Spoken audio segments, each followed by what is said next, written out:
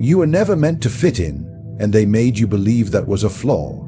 But what if the isolation you feel, the discipline you crave, the cold eyes they cast on you are not signs of failure, but the fingerprints of transformation? Today, we uncover what they never told you, the 9 hidden signs that your soul is rising, not according to religion nor morality, but through the ruthless clarity of Machiavelli's law.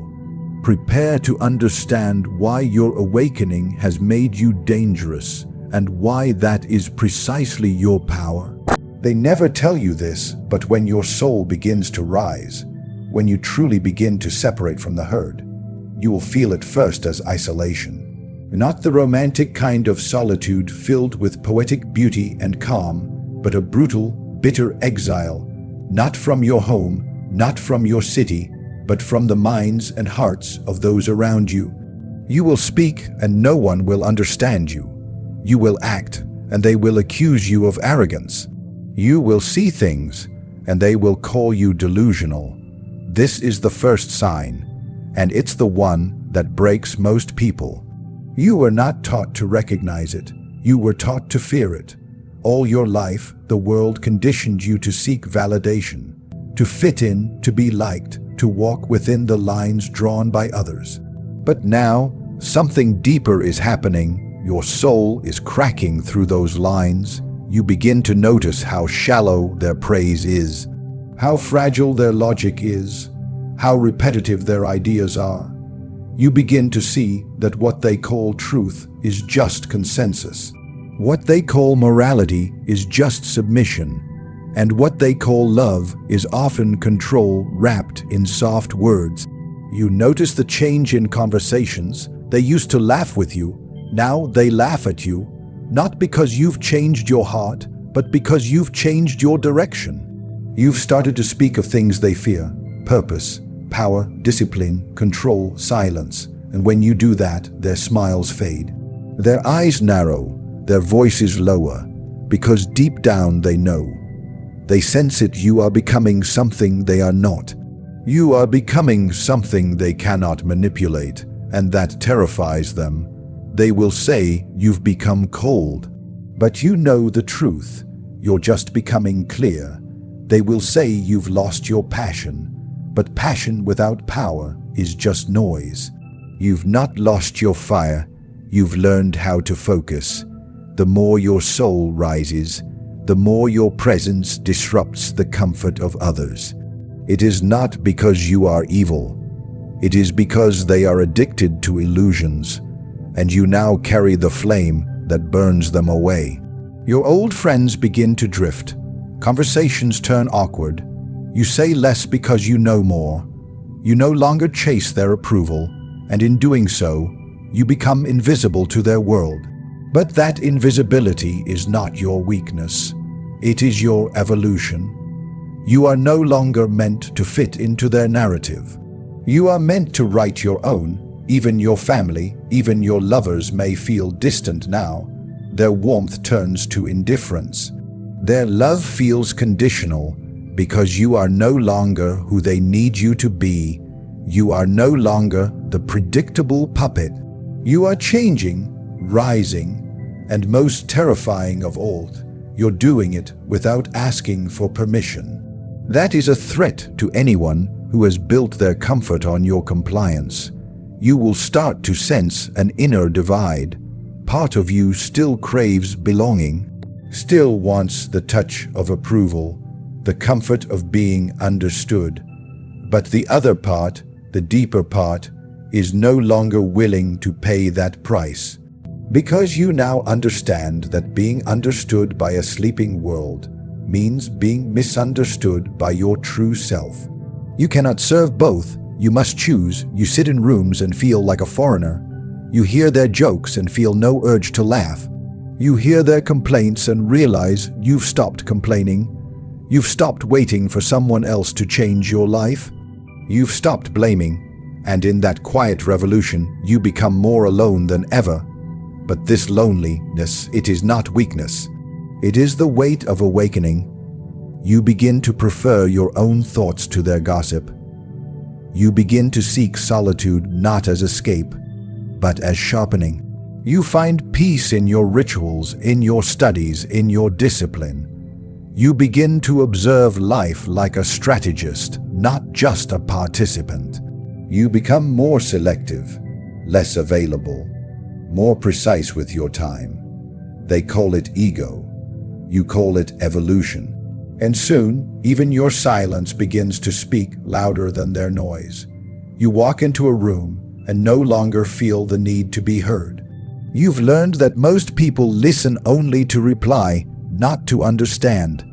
And when your soul rises, you stop explaining yourself to people who are committed to misunderstanding you.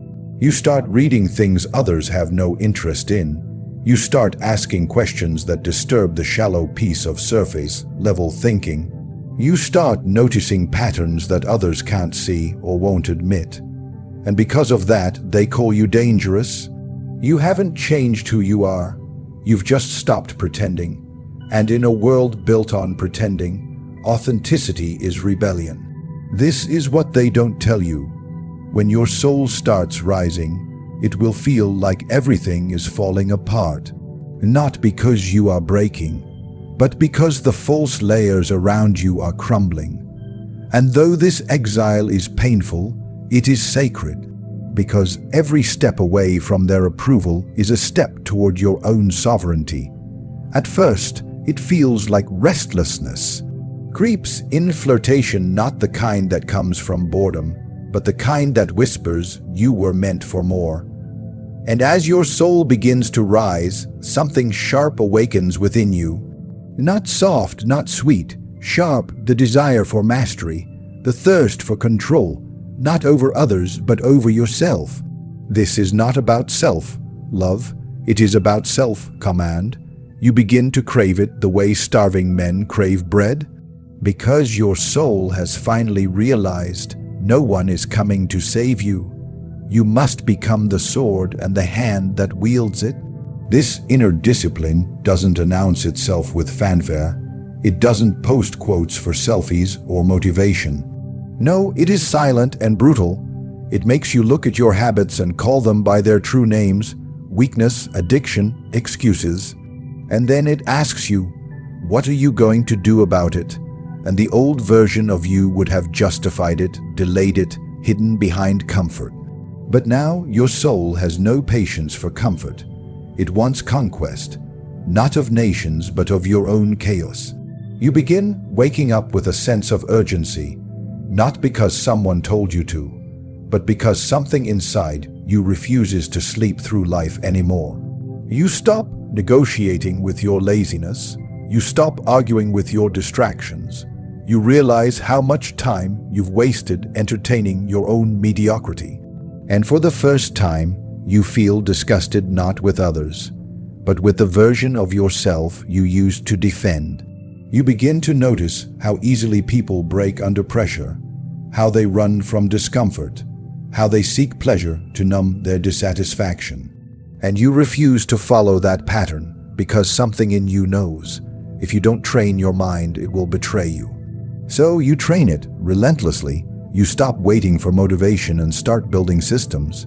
You start cutting off temptations before they bloom into problems. You become harsh with yourself, not because you hate yourself, but because you finally respect what you are capable of. This is where most people retreat, because the path of inner discipline is lonely, no applause, no witnesses. Just you and your willpower battling it out every single day. But you've had enough of softness. You've had enough of wishing. You've had enough of dreaming without action. Now every minute matters. Every distraction becomes an enemy. Every excuse becomes a lie you refuse to tolerate. You begin to sculpt your time like an artist. You don't spend your hours. You invest in them. You stop filling your day with mindless noise and start filling it with intention. You read with focus. You work with edge. You rest with structure, because you know now discipline is not a punishment. It is the crown worn by those who intend to rule over themselves, and when others see you, quiet, consistent, sharp, they don't know what to make of you. Some admire you, others resent you, but all of them feel the weight of your seriousness, because you carry something they lost a long time ago: self-respect. You no longer celebrate small efforts. You no longer seek validation for doing the bare minimum. You raise your standards without announcement. And those who can't match your pace fall away. You stop relying on emotions to drive you. You know now that feelings are whether useful to observe, but foolish to obey. You've chosen a higher master, your vision, and that vision does not bend to moods. It demands movement, even on the days you feel empty, especially on those days, because discipline, you realize, is not about doing your best when you feel good. It's about doing what's required, even when you feel nothing at all. You find power in repetition. You understand now that mastery is not built in moments of brilliance, but in days of consistency. While others seek secrets, you seek structure. While others chase highs, you chase results. While others hope, you execute. And slowly, your habits harden into armor. Your focus sharpens into a blade. You stop being a slave to impulse. You become a strategist, a commander, a sovereign, and yes, there will be moments when the world calls you extreme.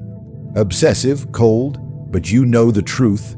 They call you that because they cannot understand what it takes to rise. They have no concept of what it costs to build something unshakable, because they've never truly built anything that mattered. But you are not here for their comfort. You are here for conquest, and conquest begins with discipline. There comes a moment, silent but irreversible, when your soul starts to rise. And in that moment, you begin to see, not with your eyes, but with something deeper. The illusions that once seduced you now seem obvious. Transparent, hollow. You don't know how it happened exactly, but suddenly, everything that used to impress you, status, smiles, symbols, starts to look like theater. Everyone is playing a role. Everyone is wearing a mask, and now you can see right through them. This is not enlightenment. This is danger, because the moment you begin to see reality as it is, not as you were told to see it, you become a threat. A threat to comfort, to lies, to the invisible scripts that govern society. You begin to understand that the world is not run by truth. It is run by illusion, by perception, by carefully managed appearances. And when you see through the act, you no longer clap. You no longer play your part. You no longer obey. The people around you notice. They sense something different in you, something unsettling. It's not what you say. It's what you no longer pretend to believe. You used to nod in agreement to keep the peace. Now you simply watch, silent, calculating, not in fear, but in clarity. And this clarity, this ability to detect what others are blind to, makes you dangerous in a world built on manipulation. You begin to see how authority often hides behind morality, how the righteous often use virtue to dominate, how institutions demand obedience not for your good, but for their gain. You recognize the performance, the polished image, the curated narrative, the well-rehearsed compassion. But you are not impressed. You understand that behind every public smile is a private strategy. Behind every rule is a motive. Behind every noble cause is a silent profit. It changes how you speak. You begin to say less. You ask sharper questions. You listen more, but not to be polite, to gather data. You watch people as if they're playing chess, not because you distrust everyone, but because you now know how easily trust is weaponized. You are no longer naive. You know that some people compliment you only to cage you, that some people cry only to control you, that some people pretend to protect you so they can own you, and this is why you become isolated, not because you're cold, but because your vision burns through the illusions that others need to survive. You see that their happiness is performance, that their friendships are alliances of convenience, that their confidence is borrowed. And when you refuse to play along, they call you arrogant, difficult, detached. But deep down, they know you've simply seen too much to go back. Your eyes begin to pick up patterns.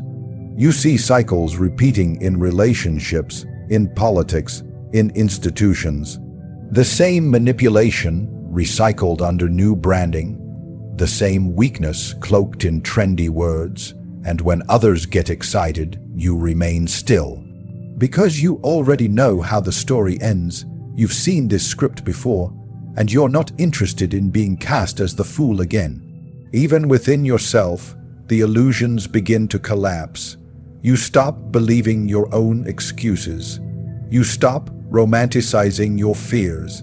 You stop pretending you're confused when deep down, you already know what you need to do. The fog lifts. The mirror clears.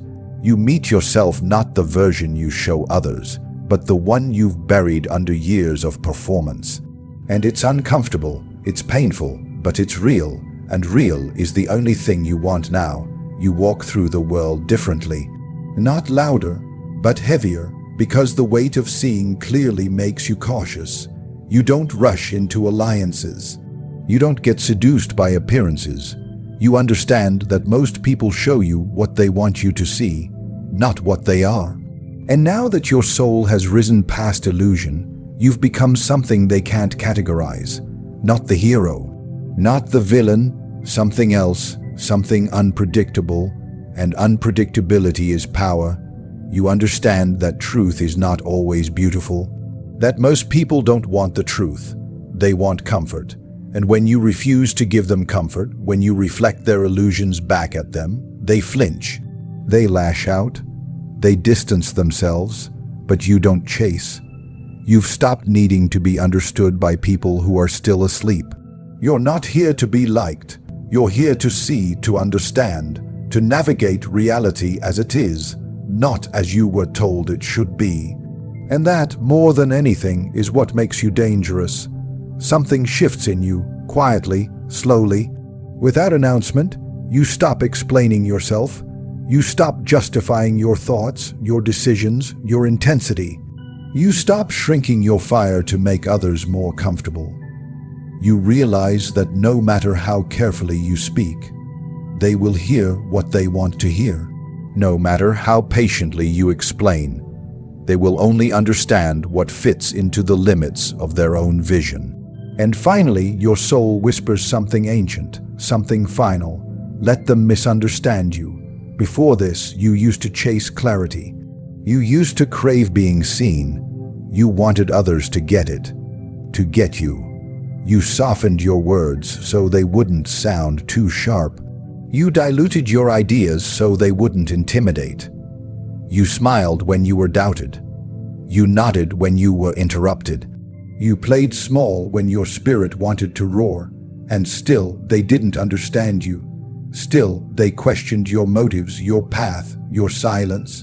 And that's when it became clear their understanding was never your responsibility. The rising soul comes to this understanding through pain, through silence, through betrayal. You try to open your heart, only to be accused of arrogance. You try to show your work, only to be called obsessive. You try to share your truth, only to be labeled dramatic, extreme, unstable. They look at your fire and call it too much. They look at your calm and call it too cold. And at some point, you stop trying to translate your soul into a language they can digest. You begin to walk differently, not with the arrogance of someone who thinks they're better, but with the indifference of someone who no longer needs to be approved. You look around and realize how much of the world is obsessed with being understood, being liked, being accepted. And you feel the weight they carry because you used to carry it too. But not anymore. Your shoulders are lighter now, not because you are careless, but because you have finally decided to carry only what belongs to you. You become more direct. You speak with less decoration, less hesitation. You start saying what you actually mean. You let silence do the rest. You understand now that clarity is not your enemy. It is your sword, and when you speak it, the world often recoils. Not because you're wrong, but because you no longer bend your truth into a form that flatters their weakness. This is when they start calling you difficult, distant, even dangerous, not because you've changed, but because you've stopped apologizing for being who you are. They used to tolerate you because you used to perform. You used to make yourself smaller, simpler, easier to swallow. But now you're done performing. And the moment you stop being who they want you to be, you become a threat to their comfort. You start to realize that being misunderstood is not a failure. It is a symptom of transformation. The more clearly you see, the less others recognize you. The more honest you become, the more dishonest they feel around you. They project confusion onto you because they are disoriented by your authenticity. You aren't confused. You are just not diluted anymore. You are just not wearing a costume anymore. And in a world where everyone's faking something, that kind of honesty is terrifying. Even your silence becomes a mirror.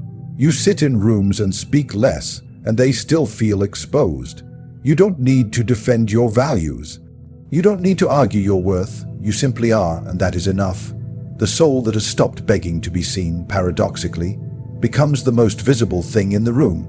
Because it radiates conviction, and conviction doesn't scream, it doesn't explain, it just exists fully without apology. There are moments when the old instinct returns, the urge to clarify, to explain yourself one more time. To break yourself down into smaller pieces just so someone else might finally understand what you meant, what you feel, what you are. But you stop yourself, not because you've grown bitter, not because you don't care, but because you know now, the people who are meant to understand you will. They'll see the flame, not the smoke. They'll hear the silence, not just the noise. They won't need subtitles for your soul. They will recognize it, and those who don't were never meant to. You spend less energy now on those who doubt your path. You no longer pause to convince them. You keep walking, you keep building, you keep becoming, because the soul that is rising has no time to argue with echoes. It has no time to translate its destiny to those committed to misunderstanding it. The higher you rise, the more distant the crowd becomes. Not because you're running, but because you're rising, and in the thin air of clarity, only few can breathe. So now you see what they never dared to tell you, that the soul's rise is not gentle, it is not glamorous, it is not celebrated, it is violent, cold, and silent. It strips you, separates you, transforms you. And while others chase comfort, you begin to crave clarity. While they beg to be understood, you become content with walking alone. While they decorate their cages, you set yours on fire. This path, the path of the rising soul, is not for the weak. It is not for those who need permission. It is for the one who is ready to be feared, ready to be misunderstood, ready to stand unshaken as the illusions of the world crumble around them. You no longer seek safety in numbers. You no longer bow to approval. You see what others do not, and for that you will be punished by the herd and rewarded by fate. Because when your soul rises, you do not become softer, you become sharper, not kinder, wiser, not louder, deeper. You do not belong to the world anymore. You belong to your will, and that, above all else, is what makes you untouchable. This is the truth. This is the law, not of men, not of kings, but of Machiavelli.